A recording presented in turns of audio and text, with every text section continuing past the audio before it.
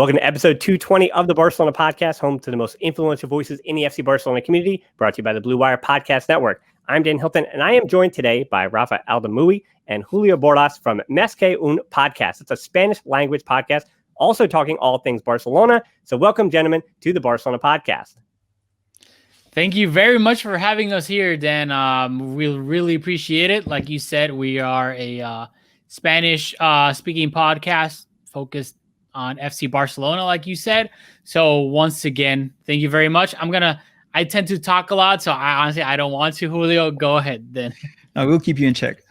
Well, I say welcome to them because this is our show, but the way this is going to work is you will have the first half of our conversation now here on our feed, the Barcelona Podcast, and then you can pop over to their podcast feed. That's again, Més Que Un Podcast for part two of this conversation. So where we're going to start is on this side of things, we are talking the vote of no confidence and rehashing some of what Frances and I didn't have time to discuss on today's show. But first today, I do want to mention to you guys, the Barça Femení 6-0 winners today over Sevilla in the semifinals of the Copa de la Reina. Melanie Serrano also scored an Olympico. So Rafa, Julio, I can ask either of you, have you ever scored an Olympico? You will be disappointed. My main sport is basketball, so not a football player. Honestly, not even in FIFA. So what they can do is incredible.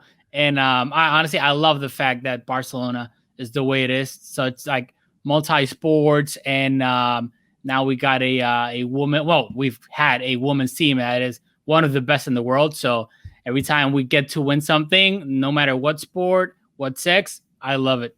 It's incredible.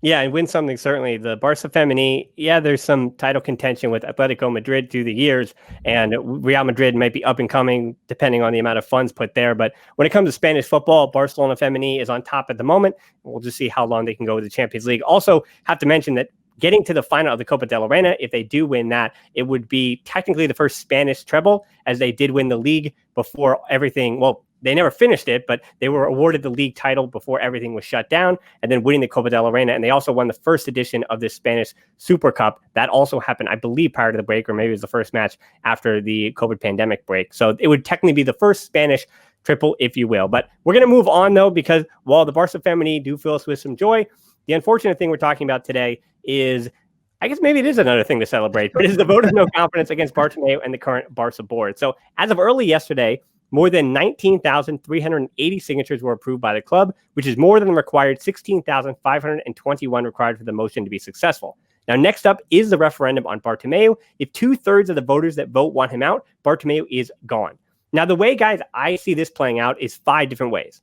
1, Bartimeo resigns. 2, the referendum goes forward and Bartimeo is voted out.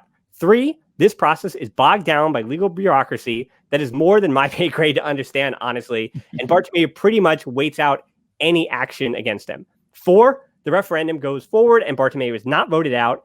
This, I think, being the least likely way where, I just don't think that version is going to happen. And then the current board finds a way to fight the motion and get it shut down, as reports earlier today were that the board accused the motion of fraud, that there were irregularities in the signatures with the Spanish Guardiola Civil, and they kind of just tossed that out. Some are saying that this is because he's being investigated by the local Catalan police. That's why he went to the national police force, though La Ser journalist Sic Rodriguez has said that the Bureau denied it on a 3-2 vote. So of all those 5 outcomes, and you can kind of just give me your own if you don't remember all the 5 outcomes I laid out there in the order, but let me know if I missed one as well. How do you think Bartomeu finishes his time at this club and when? Go ahead, Julio. You go ahead. I think that with the moción de censura, I think that's more down your alley. Well, to be fair, honestly, to answer your question, I think it's going to go down to a vote. But due to honestly, I don't know if you read Twitter and whatnot, you would think that, 100% he's out. They're going to get that. We got to remind people that during the voting process, it has to reach 66% or more in order for Bartomeu to resign. Because in 2008, Laporta also faced a vote of no confidence. It went to a vote. He lost by 60%, but because it didn't get to 66, he got to stay. So one thing that I think that we got to take into account is that the soci, it's usually an older person. And obviously with COVID, it'll be interesting to see if and how they go to vote. But Barcelona Twitter is not the general socio. So you might see or read something on Twitter and think like, Bartomeo's out. He's going to lose by like 98%. But that doesn't necessarily will translate exactly like that. But I do think that at the end, if it goes down to a vote, if he doesn't resign before, I think this will be the first time in Barcelona history that a vote of no confidence will go through and the president will go down. Yeah, but let me flip that on you, Rafa. That wouldn't then, with the socios who would want him to stay, right? Don't you think the pandemic, we saw the outpouring of people that gave signatures for this vote of no confidence. So my thinking would be that it would actually keep those who are kind of on the fence and are considering, I mean, how many people can you actually get out to save him, if you will? Where if you're going to vote during a pandemic, more likely you're taking your health and that risk to go out and vote to get him removed, right? My idea would be that those who actually want him to stay are going to be more passive and they're going to choose this time not to vote. So my thinking would be that I mean, because they got enough signatures, and again, we've seen the old kit man. Apparently, there was rumors. Jordi Ferrer said today that it was apparently one of the players in the dressing room, their brother. So, I mean, we can also narrow it down there. There's only so many brothers of players that would sign that. So, I mean, I think that we're at a point where, as far as that vote, if it is valid and if it winds up happening, I think that 2/3 is actually a reasonable number here. Because again,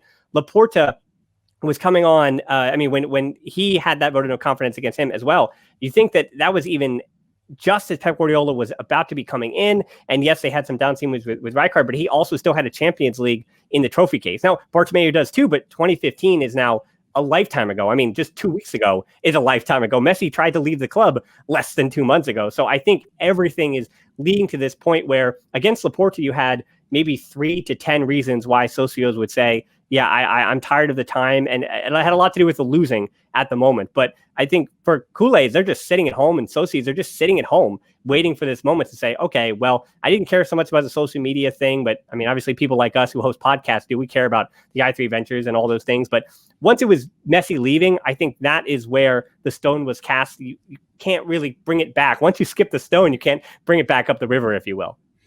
Yeah, no, I agree with that point. You would think that the people that want him out will be more motivated to go out and vote. And then the fact that elections are scheduled for March, I believe, that will probably give the socios that are in favor of him staying, not a lot of reason to go out, right? Because at the end of the day, he's still going to go out fairly soon. And that's another thing, the practical standpoint, right? So we will see the motivation behind people and see if they would rather wait or if they have that emotion brings them to vote, right? And on the other thing is that we were talking about Laporta. We didn't mention Nunez, but this is not the first time. And in that sense, I think that this time is when the most amount of signatures have been recorded, right? So I think that this time around, Bartomeu he's in trouble, definitely. There's more. You can feel the tension. You can feel that this time around, he might be the first one to go down. And it seems like resigning isn't going to be the thing. Vice President Jordi Coroner said yesterday, we are not talking about stepping down. In fact, we are more united around Bartimeo than ever. There are 19,000 people who have signed for the motion, but there are also 90,000 who have not done so. I mean, that's an unsurprising statement made from the vice president, considering that the board members that have been resigning over the last year at different times over different scandals, the ones remaining are the ones that aren't going to leave now. They're the ones who were there, not necessarily by Bartimeo's side. I think fans also, those on the internet, kind of overplay this idea that these aren't just colleagues. These aren't just people that work together. These are not, they're not some evil cadre of people with cauldrons and making their potions, and right, they're not this evil task force of people that would die together. These are just, I mean, in many cases, business colleagues is what they are that make up this Barca board. Now, Jordi Ferrer is asking for the vote of no confidence to coincide with El Clasico, which isn't necessarily a bad idea, because you think that even though Spain, and again, COVID is at the center of our minds when we speak about this, where cases in Spain and all over, we're all in the US, so cases are going up. almost all over in Europe, especially in Spain. Now in Madrid, they've been having curfews again. They've been cracking down once more. So you do consider that affecting people, but having it on El Clasico would be the time when you would think, that being in just over 2 weeks' time. So that would be the moment that you think people would come out of their homes for this. Now, the board of directors must call a referendum in no less than 10 days, but not more than 20 days. So that's why El Clasico fits perfectly in that little window there. And I would say that it sounds very knee-jerk, but no matter how Barca and Koeman do in El Clasico, I think, again, the rap sheet against Bartimeo is already set, where, I think El Clasico is going to be tough anyway, but if all that went down, there would be a group made up of those who put forth the motion to take over the club and have elections as soon as possible, which could potentially be sometime in November, where a new president would be elected. Now, I have to ask, though, guys, do you think if a president is put in place, let's say in November, let's say that I'm almost throwing out that he's going to resign. The board has been pretty adamant in the last 48 hours that they are not planning on resigning. So let's say that the referendum is legal and it goes forward, and Bartimeo and this board get voted out, and then a new presidential election is held for November. Do you think that things are really going to be that much different from November to March? Honestly, the thing is, I get the whole point of this. You want to get Bartomeu out as soon as possible.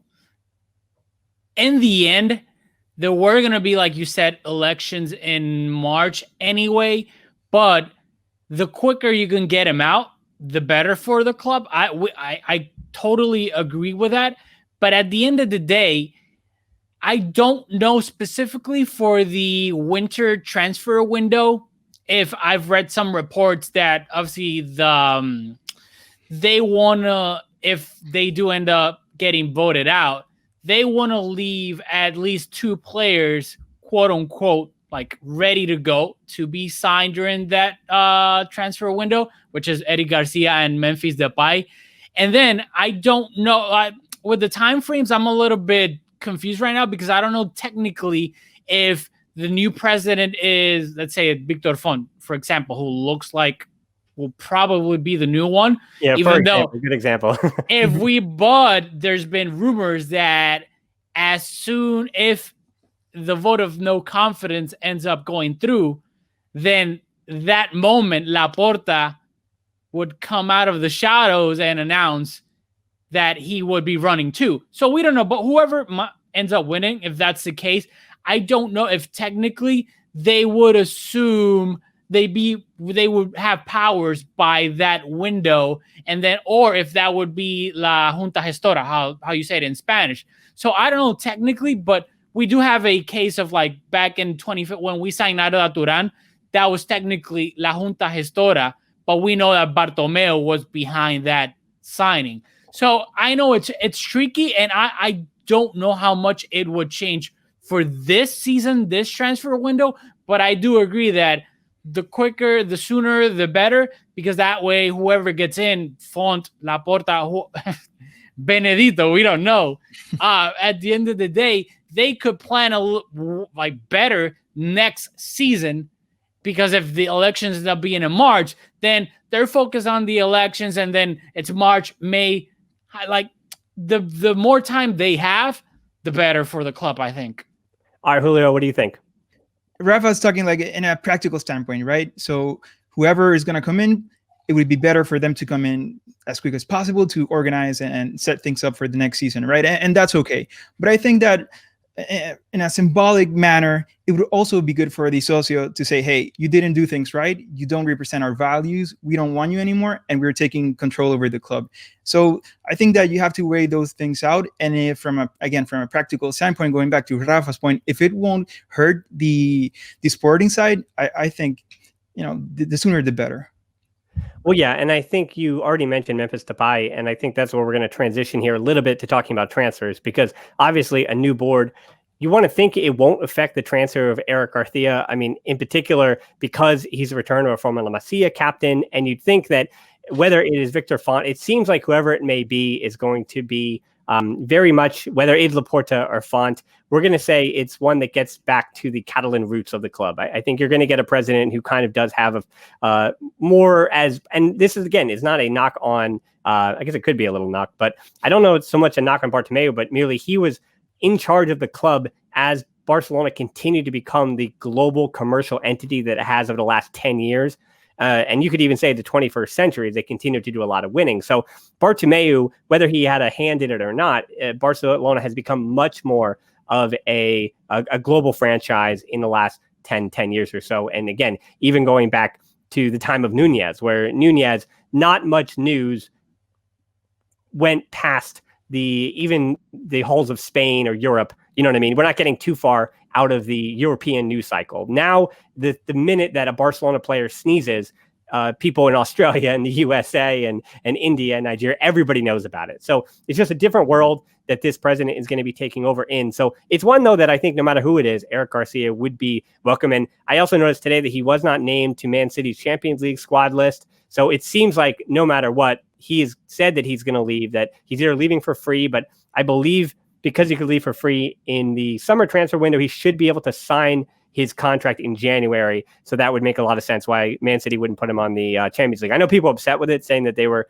kind of just basically nudging him out or letting him know that he wasn't welcome. But for me, it says that means Barcelona could potentially use him then and put him on their Champions League squad list. Now, we haven't seen Lyon's, and I think that's actually the biggest question I have for the Barca-Lyon Depay issue, where the transfer of Depay, it went through for Barca, Lyon, and Depay, but Spanish football rejected it because Barcelona's salary requirements did not comply, which obviously is not the most unsurprising thing. I think any of us have ever heard. But then moving forward with Depay, that becomes the big question, that if Lyon names him to their Champions League list, which Lyon president Jean-Michel Aulas has said that Memphis is coming in January to Barcelona.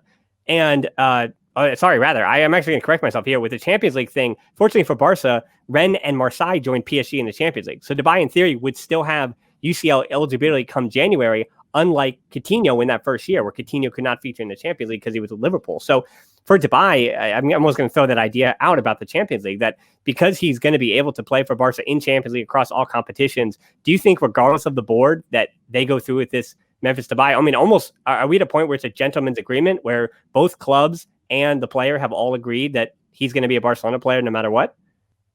So let me interject here, because I wanted to ask, didn't that rule change? Didn't the rule change to be now that if you play the group stage with the team, you can play the knockout stage with another team? Oh, you might be right about that. Yeah, so that wouldn't even matter here. Is that right, Rafa? Yeah, I think it did. Because on that then. Even then, I think way back, I'm like talking about like 08, 09. I remember Madrid had this drama, and then it changed after that they signed Huntelaar and it was Lassana Diarra, I think, and they could only register one of them. And then obviously a few years later, I think it changed. I know it's bureaucracy and whatnot. That we have to check on that, but that's beside the point. In terms of those two players, that's something that Rafa and I we constantly talk about off air, right? Because we don't think that those two players would make such a big difference, right? So I think that us Barcelona fans, we get excited every time we see these names printed and in the news and in the Barcelona papers, right? But I don't think that even if they're eligible to play come January, right? Because they wouldn't, Man City and Lyon, they wouldn't have a lot of leverage, right? So it's a possibility that they might join in January. I don't think that those two players will make such a big difference. So at least for myself, I'm not that excited for that. It would help. It would make us deeper, and that would definitely help. But I don't think that either of those players will make it into the starting 11. So I agree with Julio in the fact that if we do end up signing them and we are able to register them in the Champions League for the round of 16 and hopefully onward until the finals, I think they would be helping the depth of the team and the La Liga, Copa del Rey if needed. And then obviously if last case scenario, the Champions League, like with Eddie Garcia, let's be honest, he would be coming in as the fourth center back or third, like whatever. But Araujo has been playing well, so you could say that as of right now, Araujo is the third center back, so he would be coming in as the fourth one. So I don't think in the Champions League, unless hopefully not, Piqué, Lenglet, and Araujo are injured, suspended, whatever that might be. Depay, that's the one that I've seen from what we've heard from Koeman. He's been really like, he wants Depay. And the thing with Depay is that I think he's a really good player. I think if we consider like he could be a really good squad player, rotation and whatnot. But the whole point, and you guys feel free to correct me, not if I'm wrong, but like if you disagree, but we gave away Luis Suarez because we didn't want him anymore. We wanted to like rejuvenate the squad. We needed something else. But it's not like we let him go and we brought in Lautaro or Haaland from Dortmund. We didn't bring anybody. So Depay, if he comes in, again, I don't see, to me, Memphis Depay is not a real number 9. To me, a number 9 is Haaland, a Benzema, Harry Kane, players like that. Depay, yeah, you could play him in that number 9 role, but to me, he's not a classical number 9. So at the end of the day, I do respect Koeman, and I tend to be that way. Like, hey, I'm not the coach. If the coach wants him, we bring him in, and he doesn't end up playing, or he plays badly. Then at the end of the day, that's going to be Koeman's fault. So we got to respect that. He's going to die by his decisions, and I'm like that. If you want him, okay, we're going to bring him in, and then if he doesn't play well, that's on you. So to me, Depay is tricky because then I know I'm extending here a little bit, but it's kind of, I'm like, it's letting it all out. We wanted to send Dembélé out. And to me, Depay also is injured a lot. So if we were going to send Dembélé out and sell him after we bought him for 115 million fixed plus variables, then you would think that would be to fund a big number 9. Again, a Harry Kane, a Haaland, the likes of those players, not to bring in Memphis Depay, with all due respect. So that's what I don't get. I do respect Koeman, and if he wants him and we bring him in, then that's his decision. But I would say if we want to get rid of Dembélé with all the pros that he could still bring because he's so young, then to me, I would be satisfied. Okay, we sold Dembélé for 50, 60, but we brought in Haaland from Dortmund. Well, I think the whole idea that Memphis Depay's contract is up, and that's why he's going to be able to sign for Barca at the figure that he will in January, that's what makes it so worrisome, though, because the minute he shows up, let's say that, Victor Font, so the way things would work is, let's say Victor Font wins the election, and these are hypotheticals, wins the election, or even Laporta wins the election in November, and then Koeman winds up losing 7 or 8 matches, and Barcelona is sitting at 6th or 7th or 8th in the table, right? So you know that Koeman at that point is a sitting duck. But in January, Memphis Depay shows up, and no player who is basically left their previous club on what would be in January, I guess a pre-contract for a free transfer in the summer, they're not going to sign for 1 or 2 years, especially he's still in his 20s. He's late 20s. So he's going to sign for 4 to 5 years, right? And now you have another problem. You have another financial, you're going to have another big salary. You're going to have a transfer that won't make any sense if you have an incoming president who might be replacing that manager anyway at the first sign, because you have to think that when a board brings in their guy, obviously they have a much longer leash than Koeman, who wasn't even Bartomeu's guy. I mean, that was Bartomeu's second choice on the second occasion after Quique Setién was the third choice that first time around. And then Koeman winds up being, first choice on the second time around after he had been the second choice himself, if that makes any sense. So, I think you're absolutely right, too, about the point about the number 9, that I know now we feel like we're waiting an entire season for a proper number 9. And, people can argue on the internet about Lautaro Martinez or Haaland and pick your camp, pick who you want. But Rafa, you're absolutely right that a number 9 has to be that number 9. That is what Barcelona is going to be missing. They're going to be with or without Messi. I mean, we know this is his final season as well. So moving forward, and I'm going to plug the half of your guys' show that I'm actually going to do, because I've done it on our show before, that I'm going to be running down basically how Barcelona can get to enough goals to win the league. And that question next season when Messi is gone completely changes. Because now you're erasing the yearly goals that he basically guarantees. I know he's only scored 1 on a penalty, but he's Messi. He's going to score.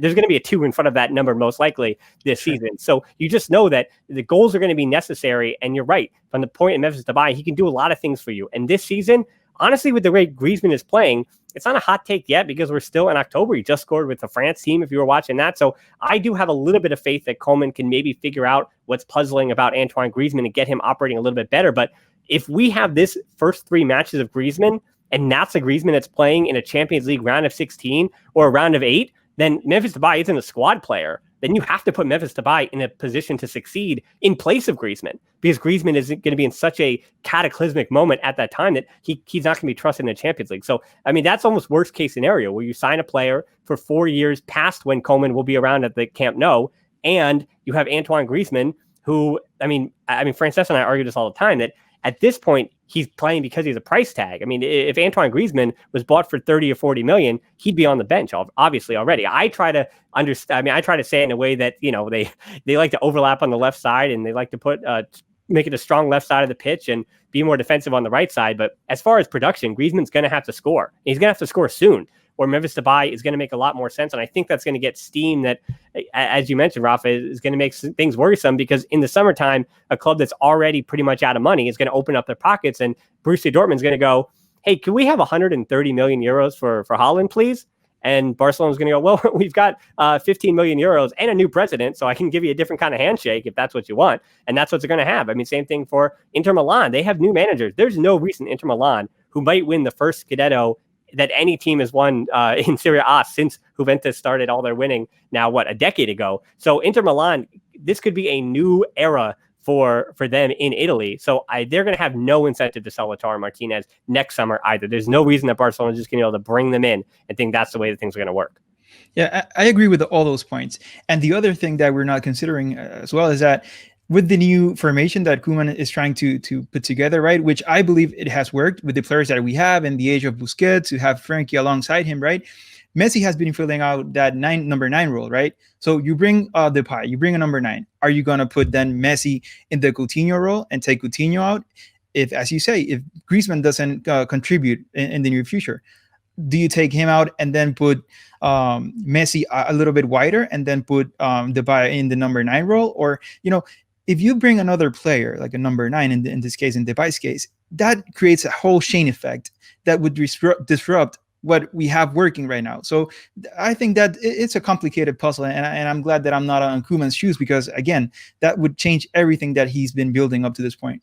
Yeah, I think it's a really good point, because Messi is defensively, this team is set with him as the false 9, where he, as I've said many times, where his job right now is just to shade to the flanks. And then those wingers, be it Fati on the other side, Griezmann, they press. And Barcelona's been pretty good energy-wise pressing on those flanks as Messi just shades to the wing-backs. I mean, rather to the opposition wing-backs. And so if you change that around and put Messi on that right side, that's a great fear, right? That, no offense to Serginho Dest, who, I mean, I love what he's going to be doing offensively this year. Again, I'm very excited about it. But as far as even Sergio Roberto, that, I mean, you don't have a defensive right back who's going to be able to cover for Messi on the right side, plus whoever is the false 9. No matter what system it is, Messi's not going to be able to defend in the way that the job that Griezmann is being asked to do on the right wing is not the one that Messi fulfills. So he would really have to tinker and change everything around. And it seems to me that you're absolutely right, Julio, as well, that Memphis Depay, I think he would fit in, or he would basically supplement Antoine Griezmann on the right wing. That would be his position. That's where he'd be signed, even though for Lyon, he plays largely on the left wing or as a false 9. Those are the 2 spots he occupies. But you look at Ansu Fati and look at Messi, and those are already occupied at Barcelona at the moment. So I think it does create, as you said, a lot more problems unless you just have him on that right wing in a natural spot for him. And you're going to ask him to do basically the same job you're asking Antoine Griezmann. So either get the best out of Griezmann, or, yeah, I don't know. I think Memphis Depay at the moment we all agree. So I don't know how much more to say about, but I think he's almost unnecessary, but in the same way that it seems that the board and Koeman, they're hell-bent on getting him. So I think every time we've seen that this board, and I mean, Koeman's strong-headed, he's probably asking for him every day, that when this board and a manager that they trust, quotes on trust, if they ask for a player, that's usually the player that winds up after a long and obnoxious and annoying saga. That's the player that winds up holding up the jersey at the end of the day.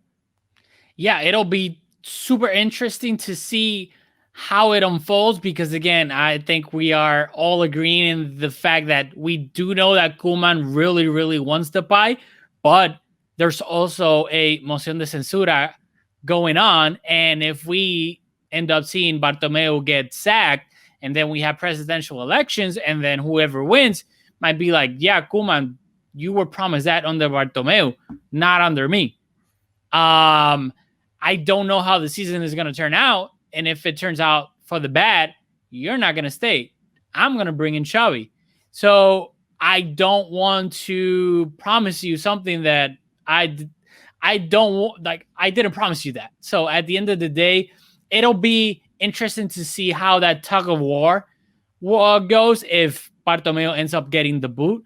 But I completely agree. Like, as of right now, next season we can talk if there's no Messi, which as of right now looks like there will be.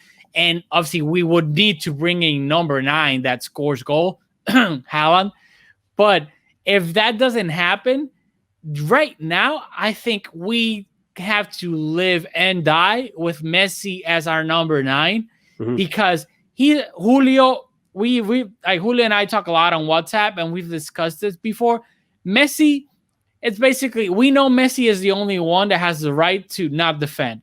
So you leave them the farthest up the pitch, and then you have everybody else run. If you put Messi as a right winger or as in the number 10 role, then it kind of doesn't work like that, because then you're asking the number 9 to drop even farther to defend to make up for Messi not running. So right now, as the team is constructed, honestly, just have Messi up top. Hey, run when you want to. If you don't want to, don't run. But then the rest of the team, the shape of the team, is good. You got everybody else, and then Messi roaming around and running when he wants to. Because if you put Messi a little bit further back or on the wing, then I think defensively the team will suffer a lot.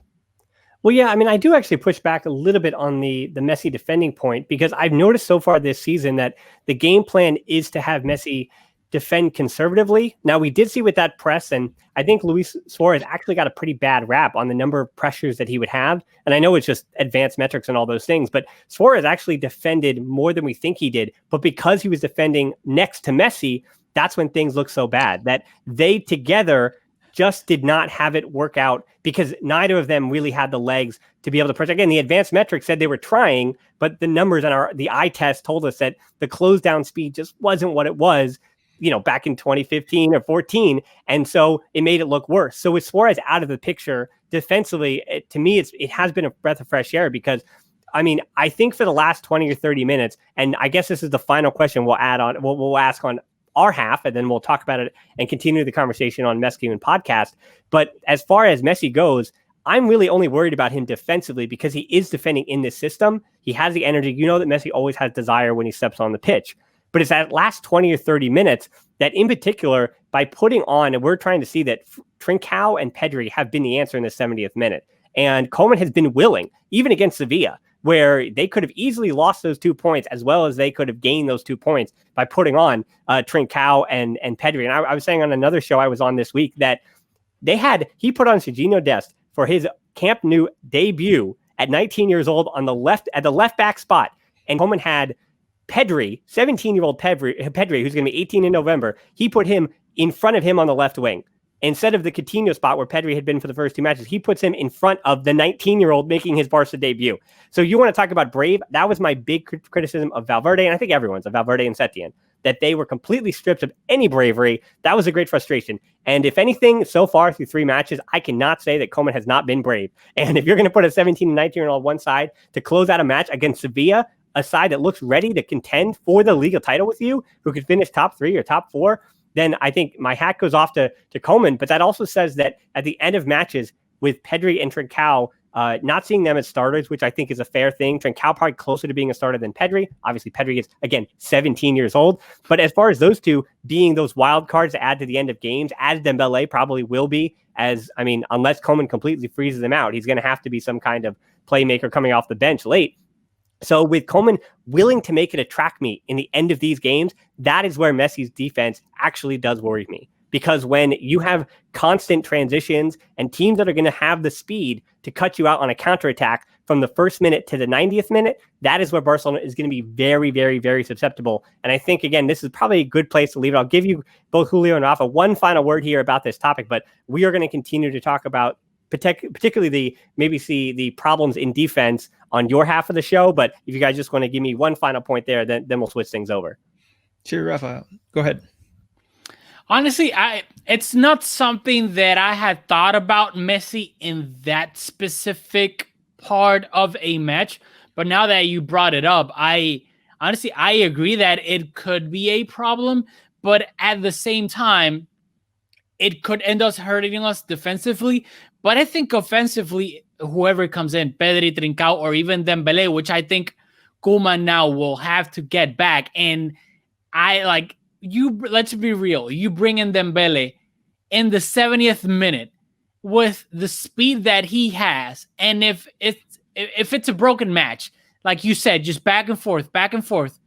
Let's be honest, with Messi and Dembélé, and let's say Ansu Fati on the left wing, if it comes to trading blows, more often than not, Barcelona are going to be the one that delivers the knockout punch when you got those kind of players. Yeah, we could end up conceding, but there's a pretty good chance that if we got Coutinho, Messi, Dembélé, and Ansu Fati, we're probably going to outdo the other opponent unless it's a big team like Bayern who can literally go toe-to-toe, or sadly, as we saw in the last Champions League, can literally knock us out. So I do think that it could be a problem, but now with this squad, with the young players that we have, the speed that we have, I think if that ends up becoming the norm, we could deal with it with the young players and speed that we got, honestly. Yeah, and I just wanted to add that I'm glad that you said that Suarez, he looked bad alongside Messi, right? Because I think that people are a little bit unfair with him. I think that he tried to pressure a bit more than people give him credit for. So I'm glad that I'm not alone in that camp, because in our podcast, I'm always outnumbered, right? And also with regards to Pedri, like on the ball, I haven't seen anything from him. Again, you mentioned his age like 3 times. We are aware of how young he is, and we know the potential that he has when he's on the ball, right? But still, I haven't seen anything magical from him at this point. But I have been so impressed with his runs on the flank, and even when he plays in that number 10 role, sometimes you're just looking at a broken play, and he's right in the middle of it, making a tackle, right? So I really appreciate his effort, and I'm looking forward to him developing his game on the other side of the pitch. And I think that with his attitude, he's a very interesting player.